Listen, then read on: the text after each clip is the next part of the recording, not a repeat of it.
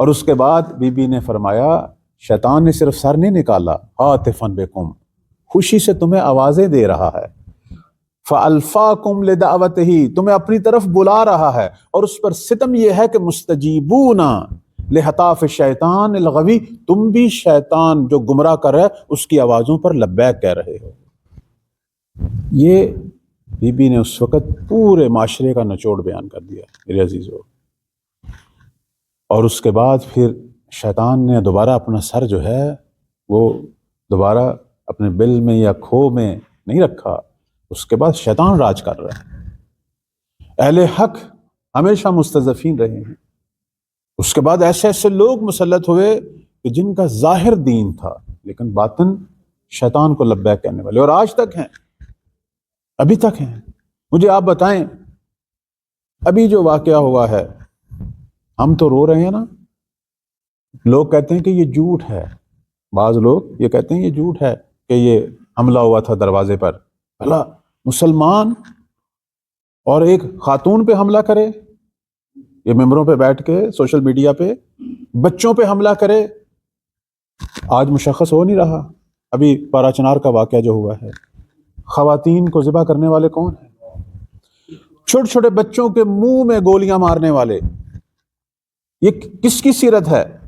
پیغمبر اسلام کی اتنی جنگیں ہوئی ہیں کفار سے، یہود سے، نصارہ سے، اتنے غزوے، لیکن کسی جنگ میں یہ حکم نہیں تھا کہ آپ نے مد مقابل جو نہتا کوئی شخص ہو کہ جس کے ہاتھ میں اسلحہ نہ ہو اس پہ حملہ کرنا ہے، کجا کسی کی خاتون یا بچے پہ، حتیٰ مرد پہ کہ جو ہاتھ میں اسلحہ نہیں ہے اس پر حملہ کرنے کی اجازت نہیں تھی۔ یہ ہے ہمارے پیغمبر کی سیرت۔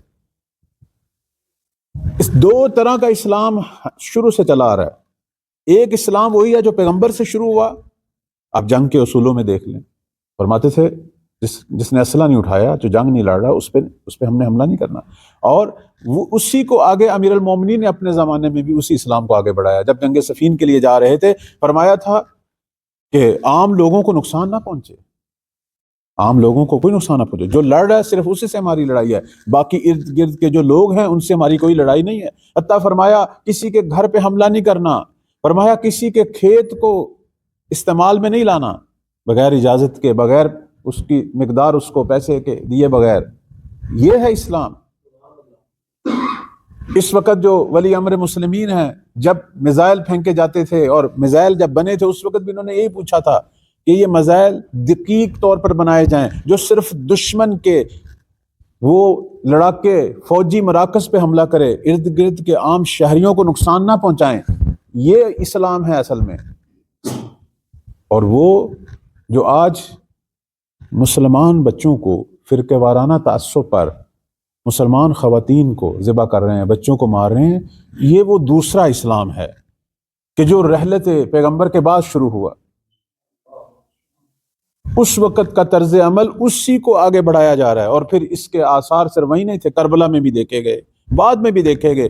جب بھی دشمنان اہل بیت نے اسلام کا اظہار کیا ہے تو وہ تکفیریت کی شکل میں، وہ کفر کی شکل میں سامنے آیا ہے، پیغمبر اسلام کے اسلام محمدی کی شکل میں سامنے نہیں آیا۔